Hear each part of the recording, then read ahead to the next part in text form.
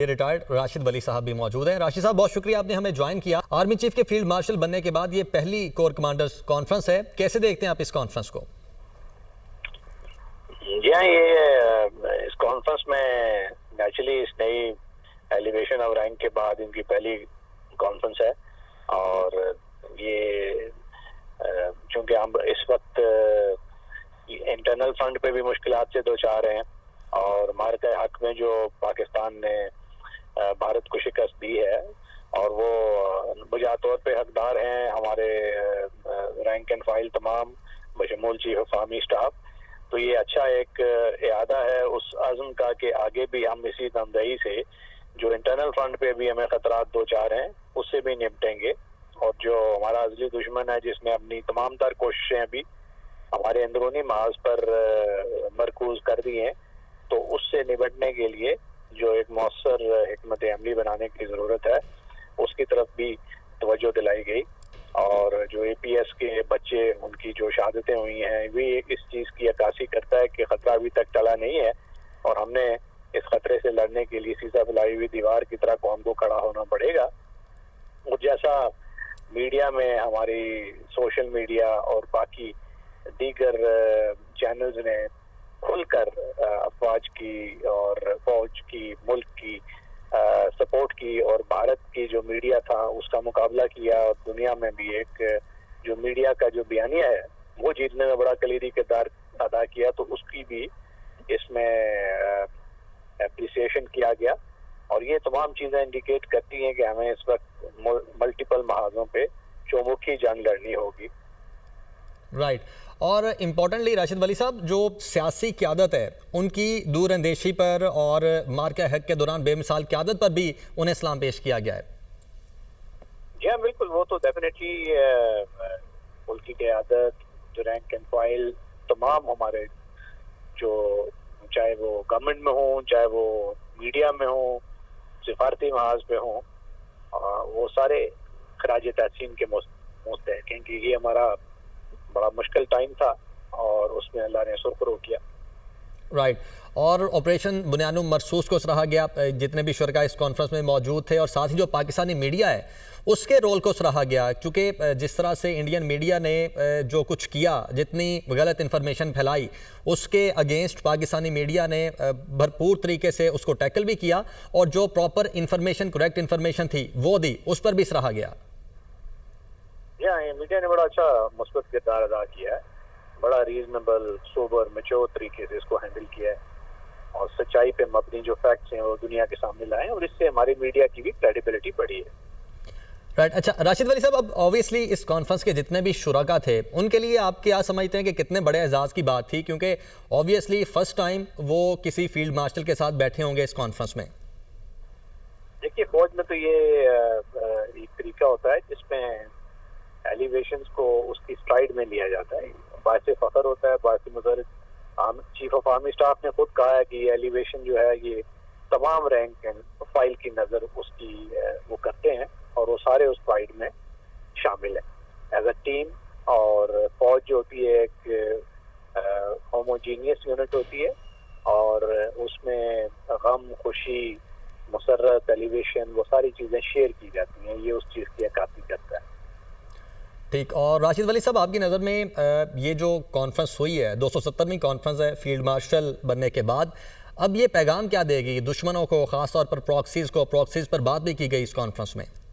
कि ये पैगाम तो ये इट्स अ रेगुलर थिंग ना, ये कोई ऐसा ये रेगुलर फीचर होती है ऐसी कॉन्फ्रेंसेस। इंपॉर्टेंट जो प्रोफेशनल मैटर्स हैं उनका इआदा किया जाता है, कुछ नई चीज़ें उनको एम्फसाइज किया जाता है ताकि तमाम जो फौज है वो एक जाविये पे उसका एफर्ट है वो मुतमरकज़ हो जाए और उसके लिए ये एक था। और इसमें तमाम अहम वो बातें की गई जो इंटरनल और एक्सटर्नल हमें खतरात जिससे हम दो चार हैं और जिन चीज़ों पे हमें फोकस करना चाहिए उसकी तरफ तवज्जो मरकूज की गई। तो अच्छा है, ये तमाम कॉम्प्रिहेंसिव इस चीज़ का वो किया गया अहाता और इंशाअल्लाह कौम की मदद से ये जो इंटरनल फ्रंट पे हमें दुश्वारियाँ हैं भारत की प्रॉक्सीज की वजह से उससे भी हम सुरखरू होंगे।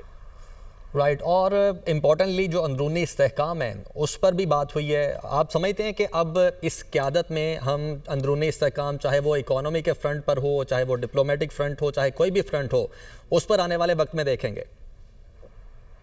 जी बिल्कुल, ये जब आने वाला वक्त बताएगा। ये तो रेगुलर फीचर्स होंगे और इस चीज़ को कंटिन्यूली मॉनिटर किया जाता है। गवर्नमेंट के साथ मिलके काम करना है हर शोबे में, और जो हमारे पाकिस्तान उसमें किरदार अदा कर सकें वो ज़रूर अदा करेंगे।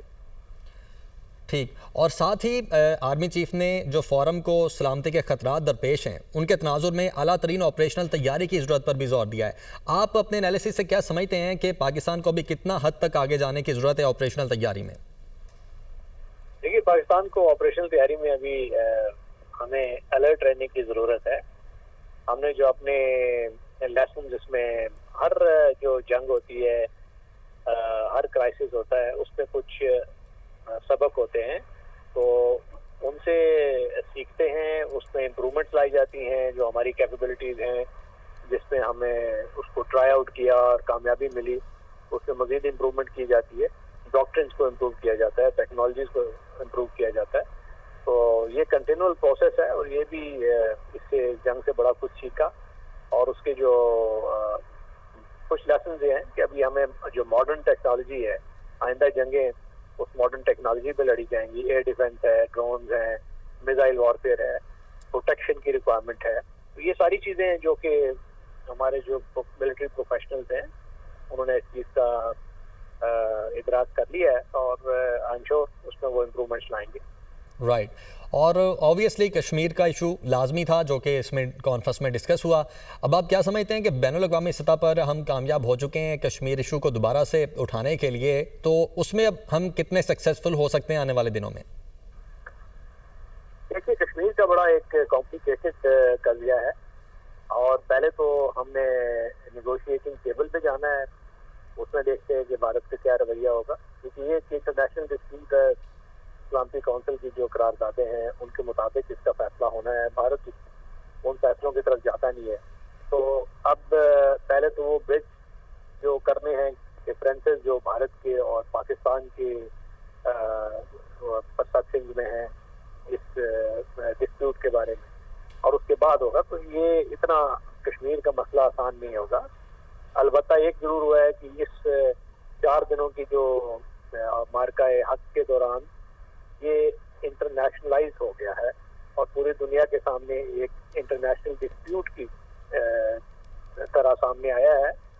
और प्रेसिडेंट ट्रम्प जो एक आलमी कुव्वत के हेड ऑफ द गवर्नमेंट भी हैं, हेड ऑफ स्टेट भी हैं, उनकी तरफ से इस चीज़ को मानना, ये सबसे बड़ी इसको एक इंटरनेशनल रिकग्निशन मिली है बड़े अरसे के बाद। कश्मीर काज को जो भारत चाहता था कि ये कज़िया दब जाए और वो उसको दुनिया को ये अपना इंटीग्रल पार्ट हमेशा कह के दिखाता था, तो वो बिल्कुल उसका बयानिया इस वक्त शटर हो चुका है। ठीक।